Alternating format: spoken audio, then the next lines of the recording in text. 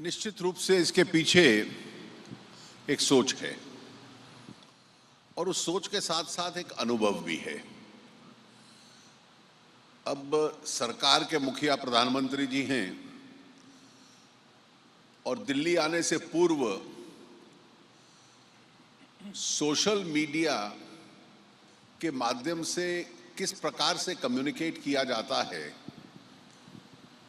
इस देश के राजनीतिक नेताओं में एक परंपरा उन्होंने स्थापित की थी। आज जनता के साथ संपर्क रखना, उसको जानकारी देना, इसके विभिन्न तरीके हैं। एक समय था कि जिसमें हम जनसभाएं करते थे।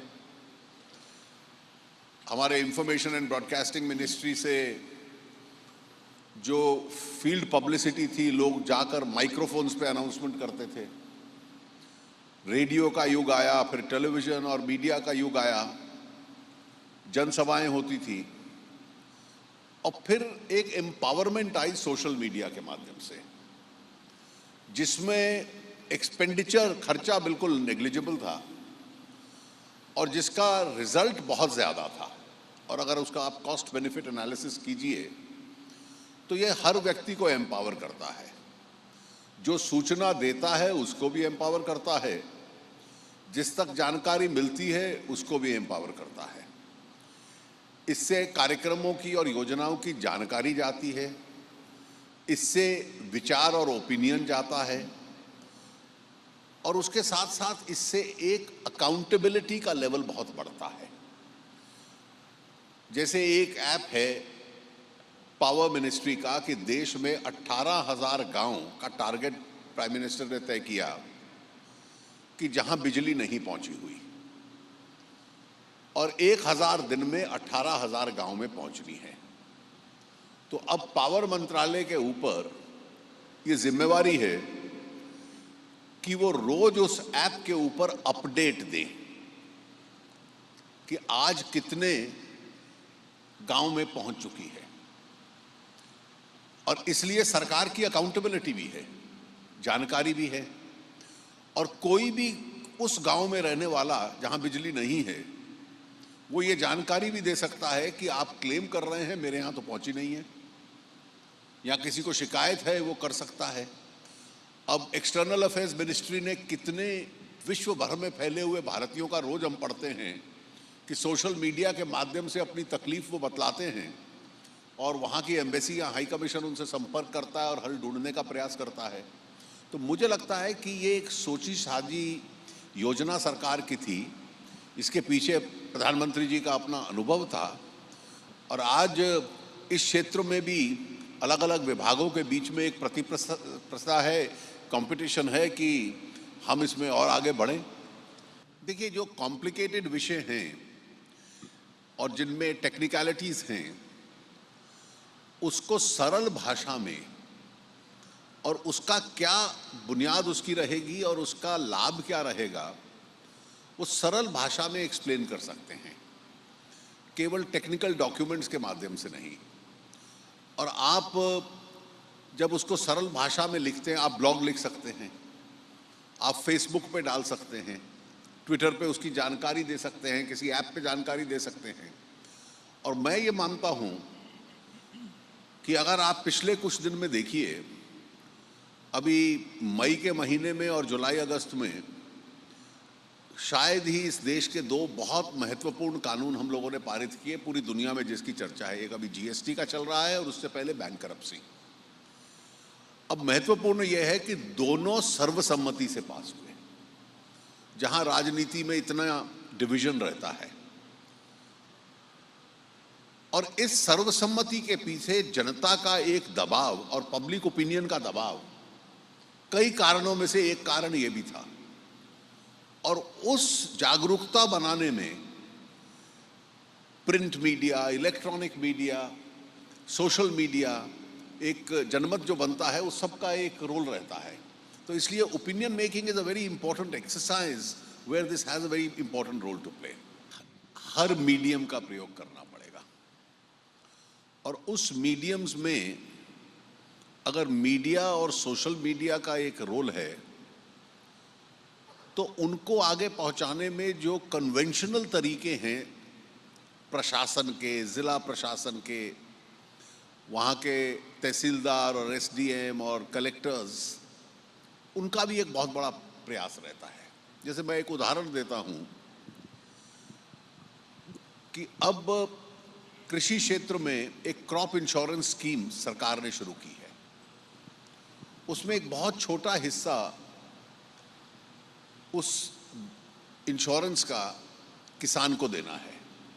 कुछ राज्य सरकार देती है और अधिक केंद्र सरकार देती है, और किसान की जो भरपूरी हो रही है वो काफ़ी बड़ी मात्रा में होती है। अगर फसल नष्ट हो जाए या कोई बाढ़ आ जाए या सूखा पड़ जाए तो उसको पैसा मिलेगा। अब इस योजना को अगर आपको करोड़ों किसानों तक पहुंचाना है तो कोई भी ऐसा तंत्र नहीं है जिसको आप छोड़ सकते हैं।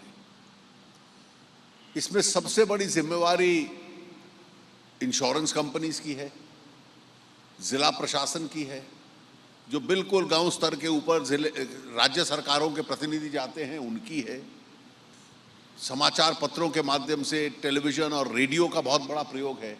अगर हम देखें पिछले 20 साल 25 साल में रेडियो ने एक कमबैक स्टेज किया है। एफएम के बाद रेडियो एक प्रकार से समाप्त होता जा रहा था।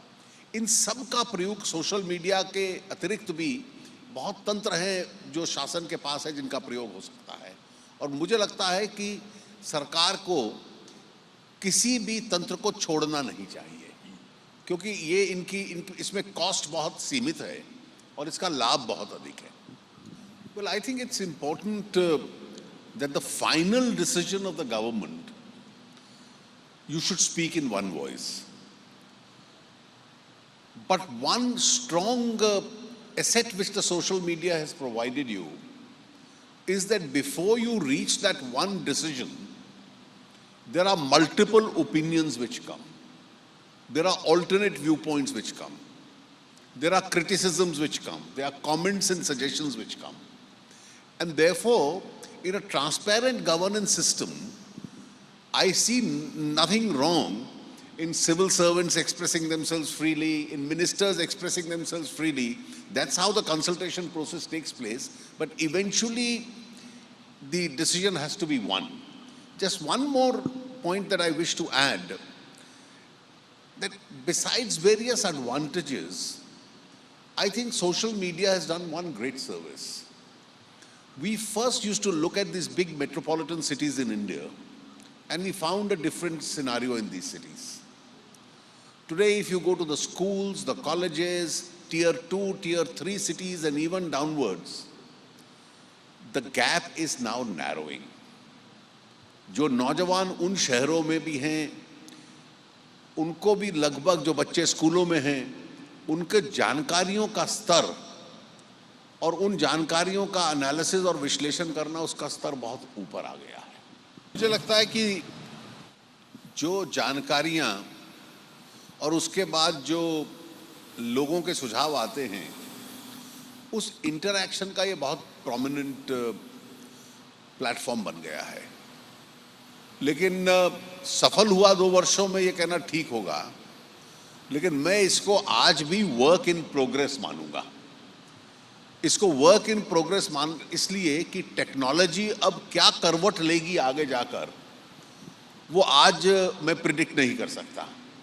और जैसा रजत जी ने कहा कि उस कर्व के साथ साथ हमें आगे चलते रहना पड़ेगा, और इसकी एक्टिविटी 24 घंटे 365 दिन, इसकी जानकारियां, उससे जो फीडबैक आता है उसके अनुकूल अपनी नीतियां बनाना, मुझे लगता है कि ये कार्रवाई आगे चलती रहेगी। 125-128 करोड़ का ये देश विविधताओं से भरा हुआ है, इतना बड़ा देश। अब इसमें आप जो माईगॉव से फीडबैक लेते हैं, अच्छा करते हैं, आपको पूरे देश में क्या सोच है ये मालूम होता है। लेकिन जब आप जमीन पर जाते हैं तो आप जमीन की सच्चाइयों से वाकिफ होते हैं, और इस देश को चलाने के लिए जमीन से वाकिफ होना बहुत ज़रूरी है।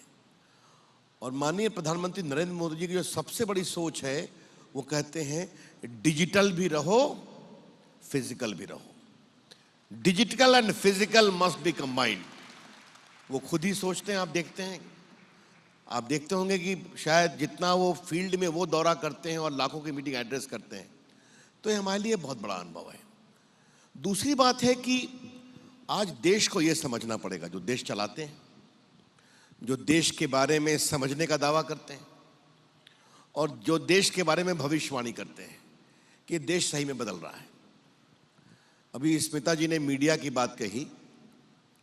आज मीडिया के हमारे कुछ, हम मीडिया की आज़ादी का पूरा समर्थन करते हैं, सोशल मीडिया की आज़ादी का पूरा समर्थन करते हैं, आपको मालूम है।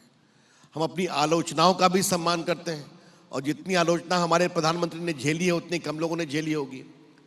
लेकिन कुछ जो हमारे मीडिया के मित्र ये समझते हैं कि देश को वही दिखाएंगे जो हम दिखाना चाहते हैं, तो सोशल मीडिया ने आज उनको आईना दिखाना शुरू किया है और मुझे अच्छा लगता है कि होने दीजिए। और जो मैंने अंत में बात कही कि इन सबों के माध्यम से देश में एक ट्रांसपेरेंसी आ रही है। जैसा मैंने सुबह में कहा उद्घाटन भाषण में कि मोदी जी की सरकार में हमें गर्व है कि ये देश ईमानदारी से चलता है। आज बगल में माननीय वित्त मंत्री जी बैठे हैं, इतने बड़े बड़े फैसले होते हैं, हम लोग करते हैं, बाकी करते हैं, कैबिनेट करती है, लेकिन कोई एक भी प्रश्न नहीं उठाता। अच्छी बात है। तो ये जो पारदर्शिता, ट्रांसपेरेंसी, प्रोप्राइटी और इंटेग्रिटी का सवाल है, तो ये देश की अपेक्षा है सब जगह आए और मुझे लगता है कि उसको मजबूत करने में this whole movement, social media, MyGov, ऐसे लोग बहुत ही बड़ा काम कर रहे हैं। और जो देश में आज 65% 35 साल से नीचे हैं, वो भविष्य के प्रति बहुत आशान्वित हैं। हमको उनकी आशा को जगाना है, ऐसा मैं सोचता हूँ।